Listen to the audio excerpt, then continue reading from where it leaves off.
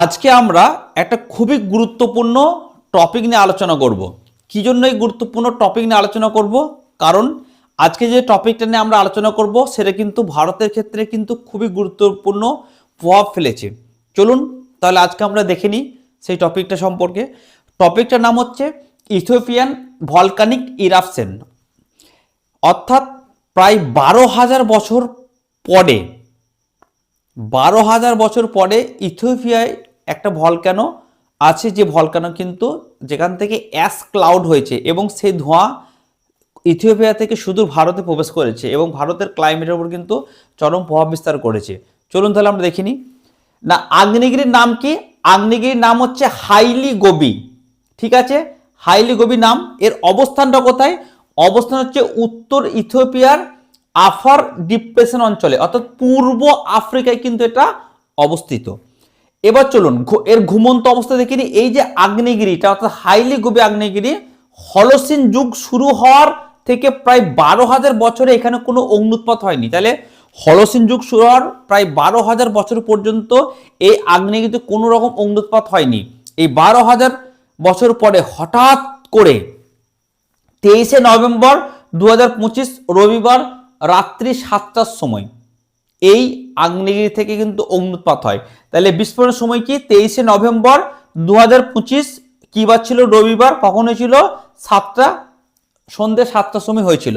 ওকে, এরপরে এই যে আগ্নেয়গিরি অগ্নুৎপাত হয়েছিল সেখান থেকে প্রচুর পরিমাণে কিন্তু সালফার ডাইঅক্সাইড এবং ছাই কিন্তু নির্গত হয়েছিল, যেটাকে আমরা কি বলছি? Ash cloud. এই অ্যাশ ক্লাউডটা কখন নির্গত হয়েছিল? 24 নভেম্বর অর্থাৎ সোমবার 2025 সালের সকাল 5টার সময়। ওকে, আচ্ছা, এই যে ভারতে এই অ্যাশ ক্লাউডটা কখন পৌঁছেছিল? না, ভারতে অ্যাশ ক্লাউডটা পৌঁছেছিল 24শে নভেম্বর 2025 সোমবার রাত্রি 11টা PM, রাত্রি 11টার সময় পৌঁছেছিল। কোথায় পৌঁছেছিল? রাজস্থানে পৌঁছেছিল। তাহলে আশা করছি এই তথ্যগুলো আপনারা জেনে নেবেন, তার কারণ এগুলো পরীক্ষায় কাজে লাগতে পারে। এবার চলুন আমরা দেখে নেব এই যে আগ্নেয়গিরি অগ্নুৎপাত হয়েছিল, এই অগ্নুৎপাতের ফলে কোন কোন জায়গা প্রভাবিত হয়েছিল। দুটো জায়গা, একটা হচ্ছে আফ্রিকা এবং দক্ষিণ এশিয়া। দক্ষিণ এশিয়ার মধ্যে ভারত, চীন। এবার চলুন আমরা দেখে নেব এই যে বিস্ফোরণটা হয়েছিল, কি কারণে বিস্ফোরণটা হয়েছিল। চলুন আমরা দেখে নেব আস্তে আস্তে। না, এই যে আগ্নেয়গিরিটা আছে হাইলি গোবি, এটা কিন্তু ইস্ট আফ্রিকায় রিফট ভ্যালিতে অবস্থিত। ইস্ট আফ্রিকান রিফট ভ্যালিতে অবস্থিত, 1 নম্বর। আর 2 নম্বর, যেখানে কিন্তু টেকটনিক প্লেটের চরম নড়াচড়া চলে, অর্থাৎ এটা অস্থির জায়গা এবং সেখানে কিন্তু ম্যান্টেলের চাপ বৃদ্ধি। এই 3টে কারণের জন্য কিন্তু এই অগ্নুৎপাত কিন্তু দেখা গেছে। এবার চলুন আমরা দেখে নেব এই যে অগ্নুৎপাতটা হয়েছিল, এই যে অ্যাশ ক্লাউডটা, অর্থাৎ এই যে ক্লাউডটা কতটা দূর পর্যন্ত উচ্চতা হয়েছিল? 15 কিলোমিটার পর্যন্ত কিন্তু উপরে উঠেছিল, 15 কিলোমিটার পর্যন্ত। কেমন? এবার এবার চলুন আমরা দেখে নেব এই অ্যাশ ক্লাউডের রুটটা দেখে নেব, অর্থাৎ এই ধোঁয়াটা কোথায় শুরু হয়েছিল এবং কত দূর প্রভাব বিস্তার করেছে সেটা আমরা দেখে নেব। প্রথমে এটা দেখা গেছিল ইথিওপিয়া। ইথিওপিয়া থেকে লাল সাগর, যেটাকে আমরা রেড সি বলছি, সেখান থেকে হচ্ছে ইয়েমেন বলে একটা দেশ আছে সেখানে, সেখান থেকে হচ্ছে ওমানে এসছে, ওমান থেকে হচ্ছে আরব সাগর, আরব সাগর ছাড়িয়ে কিন্তু আমাদের ভারতে এসছে। ওকে, এবং ভারতের পর কি, ভারতে কোন কোন জায়গা আছে সেই রাজ্যগুলোর নামও কিন্তু আমরা দেখে নেবো। ঠিক আছে, ভারতের পর কি নেপালের পাহাড়ি অঞ্চল এবং হিমালয়ের ধাক্কা খেয়েছে, দিয়ে চীনে কিন্তু বর্তমানে প্রবেশ করতে চলেছে। তাহলে এই যে তথ্যগুলো, এটা কিন্তু আমাদেরকে খুব ভালো করে জেনে নিতে হবে।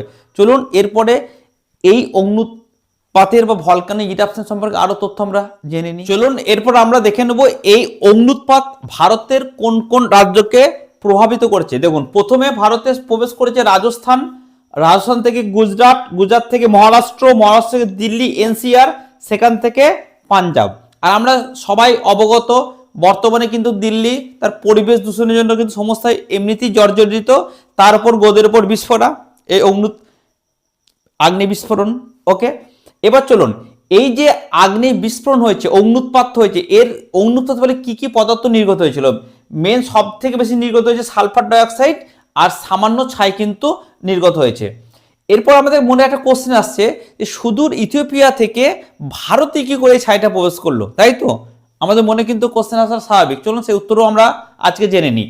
কি হয়, আমরা সবাই জানি শীতকালে কি হয়, ভারতের উপর কিন্তু জেট স্ট্রিম খুব স্ট্রং অবস্থায় থাকে। তাই শীতকালে 14 থেকে 15 কিলোমিটার উপরে টপোস্ফিয়ারে 100 থেকে 120 কিলোমিটার পার আওয়ার বেগে পশ্চিম থেকে পূর্ব দিকে যে জেট স্ট্রিমটা প্রবাহিত হচ্ছে, সেই জেট স্ট্রিমের ফলে কিন্তু এই সালফার ডাইঅক্সাইড এবং সামান্য ছাই অর্থাৎ অ্যাশ ক্লাউডটা ইথিওপিয়া থেকে ধীরে ধীরে ধীরে আরব সাগর পেরিয়ে কিন্তু ভারতে কিন্তু প্রবেশ করেছে এবং ভারতের কিন্তু পরিবেশের উপর একটা ঋণাত্মক প্রভাব ফেলে দিয়েছে। চলুন এরপর আমরা দেখে নেবো ভারতের উপরে কি কি প্রভাব দেখা যাচ্ছে। 1 নম্বর হচ্ছে সূর্যালোকের পরিমাণ কমে গেছে এবং মেঘলা ভাব। দেখবেন গতকালকে থেকে কিন্তু আমাদের অনেক ঠান্ডা লাগছিল, হঠাৎ করে ঠান্ডা পড়ে গেছে। এই ঠান্ডার কিন্তু একটা অন্যতম কারণ কিন্তু এই অগ্নুৎপাত। 2 নম্বর কি আকাশে ধোঁয়া ছায়ের হালকা স্তর দেখতে পাওয়া যাচ্ছে।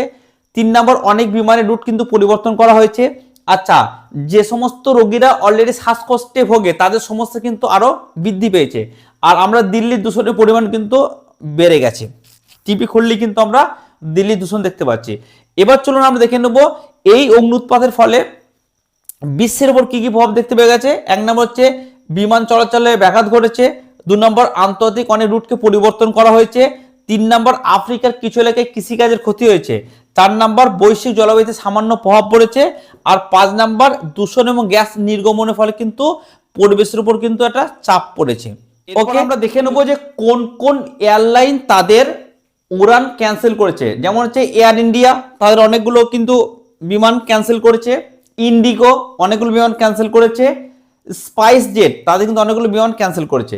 এরপর আমরা দেখে নেব আইএমডি মতামতটা একটু দেখে নিই চলুন। আইএমডির মতে সোমবার 7:30টার পর এই যে অ্যাশ ক্লাউড সেটা আস্তে আস্তে ভারত থেকে চীনে প্রবেশ করবে এবং চীনের সালফার ডাইঅক্সাইডের পরিমাণ কিন্তু বাড়বে এবং পরিবেশ দূষণের পরিমাণ কিন্তু বাড়বে।